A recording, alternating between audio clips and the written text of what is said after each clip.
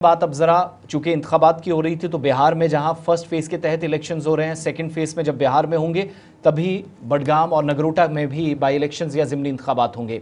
इस दरमियान एक प्रोसेस रहता है कि वो तमाम लोग जो बुजुर्ग शहरी हैं, मुअम्मर अफराद हैं या पोलिंग अमला है, उनका पहले से वोट करा लिया जाए। तो वो इलेक्शन कमीशन की गाइडलाइंस के मुताबिक काम होता है।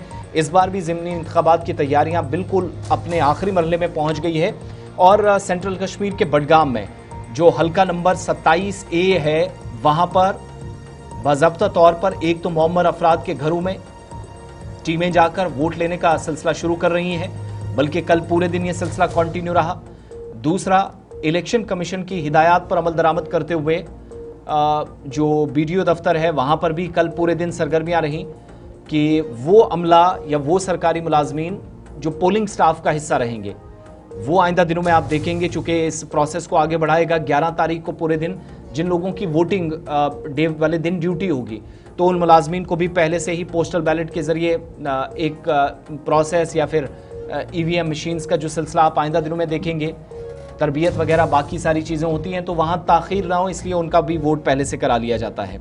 और इलेक्शन कमीशन ऑफ इंडिया ने बाज़ाब्ता तौर पर जो घर घर जाकर वोट लेने का या फिर पार्टिसिपेशन सब लोगों की इस इलेक्टोरल प्रोसेस में हो, इस बात को यकीनी बनाने के लिए जो इकदाम उठाए गए हैं, ख़ासतौर से जो अहल वोटर्स हैं और बुज़ुर्ग शहरी हैं और जो जिस्मानी तौर ख़ास अफराद हैं, उनके घरों से बाहर उनको ना आना पड़े और मुश्किल सूरत हाल रहती है, जिनका सहारा अक्सर कम होता है या फिर स्टेशन तक नहीं पहुँच सकते, तो उन लोगों की घरों में वोटिंग कराई गई। एक दूसरा, 85 साल से ऊपर जिन लोगों की उम्र है उन लोगों के लिए आज के वक्त में ये फैसिलिटी होती है और फिज़िकली जो डिसेबल लोग हैं 40% या इससे ज़्यादा किसी को जो डिसेबिलिटी रहती है उन लोगों को भी मौका दिया जाता है, वो घर से वोट कर सकते हैं। एक तो वो, इसके अलावा इस एक्सरसाइज के दौरान जो प्रिजाइडिंग ऑफिसर्स हैं, पोलिंग ऑफिशियल्स हैं, सिक्योरिटी पर्सनल हैं, ये तमाम लोग एक अमले की शक्ल में, जो आप तस्वीरें भी देख रहे हैं, अहल वोटर्स के घर में जाते हैं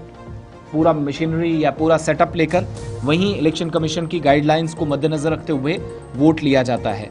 साथ साथ ये इनिशिएटिव ये भी है कि वो तमाम लोग जो स्टेशन तक नहीं पहुंच सकते उन लोगों को ज़रा राहत मिले, जिन्होंने तशक्कुर भी इसके लिए किया मुतलका हुकाम का, कंसर्न अथॉरिटीज़ का। इधर इलेक्शन ऑफिसर बडगाम की जानिब से भी जब इकदाम किए गए तो उनका भी शुक्रिया अदा किया जा रहा। लेकिन साथ साथ इन शहरियों के अलावा जो पोलिंग अमला है, जो 11 तारीख को बिजी रहेगा, पोलिंग स्टाफ का हिस्सा होगा, उनको भी वोट डालने का पहले मौका रहता है।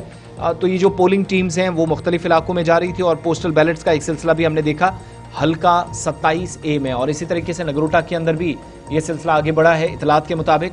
और अब यहाँ से आगे बाकी लवाजमात पूरी होंगी। इधर कैंपेन भी साथ साथ चल रही है। बडगाम और नगरोटा के अंदर रात के वक्त में ज़बरदस्त सरगर्मियाँ हैं। दोनों जगहों पर BJP काफ़ी एक्टिव नज़र आ रही है, नेशनल कॉन्फ्रेंस काफ़ी एक्टिव नज़र आ रही है। बड़े दिलचस्प मुकाबले की तवक्को की जा रही है।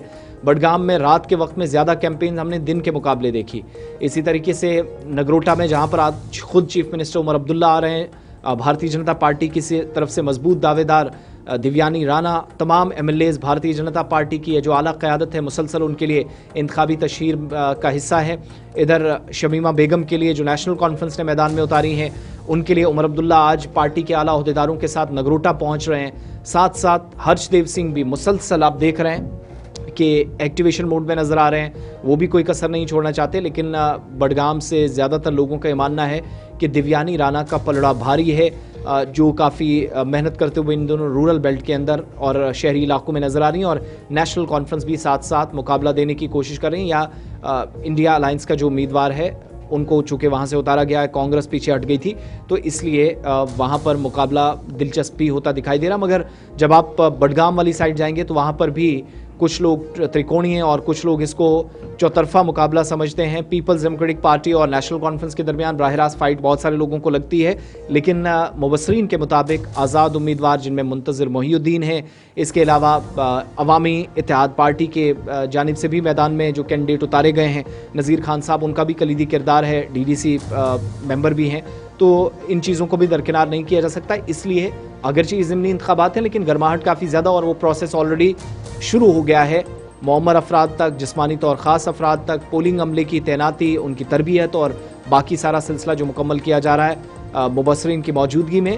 अब यहाँ सिर्फ कुछ दिनों का वक्त है, 4 रोज बाद वोटिंग दोनों सीटों पर इधर होगी। बिहार के दूसरे मरले में जब वहां वोटिंग होगी, उसके साथ वोटर्स की जरा बात सुन लेते हैं जिन्होंने इस फैसिलिटी पर जो इलेक्शन कमीशन ने प्रोवाइड की है मकामी अथॉरिटीज के ताउन से, उस पर उनका रद्द-ए-अमल सामने आया है। नाम अली मोहम्मद वानी, रोजान पालर, बस शुक्रिया करान इलेक्शन कमिशनर्स मे घर सूद वोट त्रावन खत भया कर इलेक्शन त्रावन हेतु तो गसित कहें, तो लिहाजा बड़ शुक्र गुजार। बस प्रत लोग अपील करान प्रत वोट पानी पोल पर। अस्सलाम वालेकुम, मे नाव अली मोहम्मद मीर, बस रोजान बेमना खुमानी चौक। बस जिस्मानी तौर नातवान, मे हसा सूज इलेक्शन कमिश्नर शुक्र गुजार, तम सूज मे टीम यूर गरे, मे हसा आव मौका गरी वोट त्रावन। वन बह बाकियन लुकन करान अपील, तम हसा नेरन 10 नवंबर पन्निस पोलिंग बूथस पे तम त्रावन वोट। घर पर यूर आए इलेक्शन कमिश्नर घर पन वोट त्रावन, मे त्रो घर वोट घर पन। बस शुक्र गुजार यम आयो योत मदद मन सारे इत पे मे वन अपील सारे कर त्रोन वोट पे घर पोत वन सहूलियत।